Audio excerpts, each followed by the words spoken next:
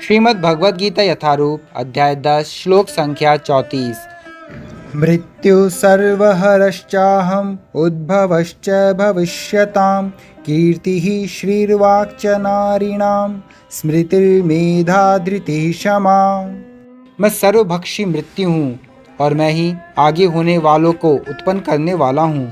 स्त्रियों में मैं कीर्ति, श्री, वाक, स्मृति, मेघा, धृति तथा क्षमा हूँ। तात्पर्य: जो ही मनुष्य जन्म लेता है वह क्षण क्षण मरता रहता है। इस प्रकार मृत्यु समस्त जीवों का हर क्षण भक्षण करती रहती है, किंतु अंतिम आघात मृत्यु कहलाता है। यह मृत्यु कृष्ण ही है। जहाँ तक भावी विकास का संबंध है, सारे जीवों में 6 परिवर्तन होते हैं। वे जन्मते हैं, बढ़ते हैं, कुछ काल तक संसार में रहते हैं, संतान उत्पन्न करते हैं, क्षीण होते हैं और अंत में समाप्त हो जाते हैं। इन 6 परिवर्तनों में पहला गर्भ से मुक्ति है और यह कृष्ण है। प्रथम उत्पत्ति ही भावी कार्यों का शुभारंभ है।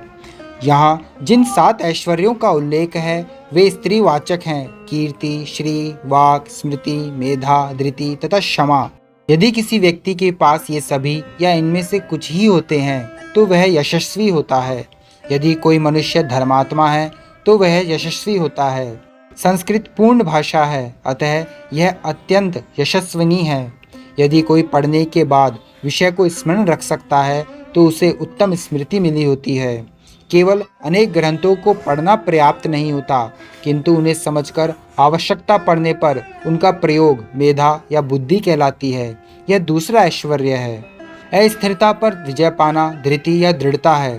पूर्णतः योग्य होकर यदि कोई विनीत भी हो और सुख तथा दुख में संभाव से रहे तो यह ऐश्वर्य क्षमा कहलाता है।